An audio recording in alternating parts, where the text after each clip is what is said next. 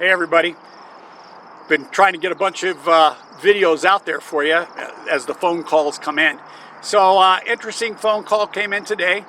Folks are pretty concerned about what happened up on 285, and since that's in House District 25, I know you all are aware of the issues that have gone up there. One of the things I wanted to tell you is I dealt with the 285 issue back when I was the chief in Morrison. Interestingly enough, the folks in Indian Hills were really concerned about how law enforcement was enforcing the traffic up there and so forth. And one of the things I did is I sat down with the folks in Indian Hills. We had a very nice conversation one evening, and we talked about the way the stats looked and what the traffic looked like and how much traffic was going down the road. It was a great conversation. We came to a very good understanding. That's what you want. That's that voice that you want to have. That's what I'm trying to be for you.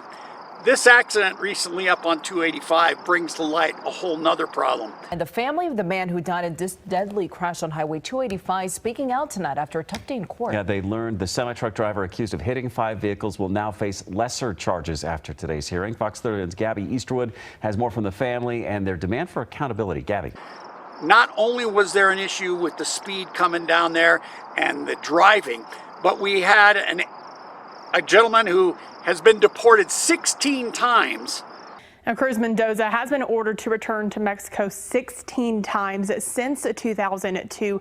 Driving down the road without a CDL. Now that could be related to the truck driving group that was handling the truck as well.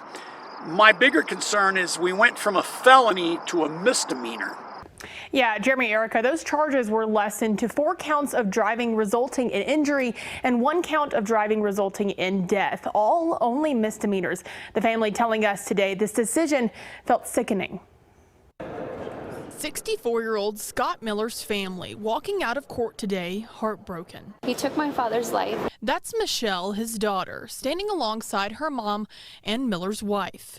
My husband deserves justice, and I need to understand why my man of 46 years is not here anymore. Their heartbreak rooted in missing Miller, but also learning in court today the DA's office charged the man behind the wheel with lesser charges of careless driving.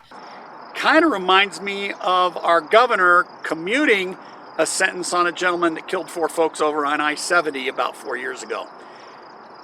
So our concern should be, what are we doing with our law enforcement? It appears to me that our district attorneys are not operating under the spirit of the law, but using a political agenda to make the decisions that they're doing. I don't think that's what you want here in House District 25. I don't think that's what we want in the state. I want him to face what he did. Consequences are important. When we have criminals committing crimes, we need to hold them accountable. That's what you want. That's what I'm about. 45 years in law enforcement, part of that time with the district attorney's office. It's time we back things off and try and make the positive changes so that you're not having to pay out of your pockets. Are we allowing the district attorneys to just do what they want? Or do we need to have some kind of legislation to bump that back up? I'm also reminded of what we did with auto theft. I know you all are angry about your insurance going up, and I get it. And that was because we dropped everything down to a misdemeanor. We didn't hold these people accountable for stealing your cars, just like we're not holding them accountable for taking a life.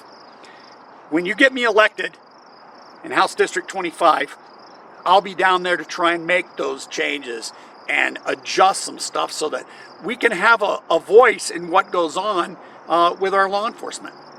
So again, George Mumma, you can find me at helpgeorgewin.com. I'm taking your phone calls. Don't forget to call me. I'll be happy to answer your questions or at least research the information. Guys, have a great night. We'll talk soon.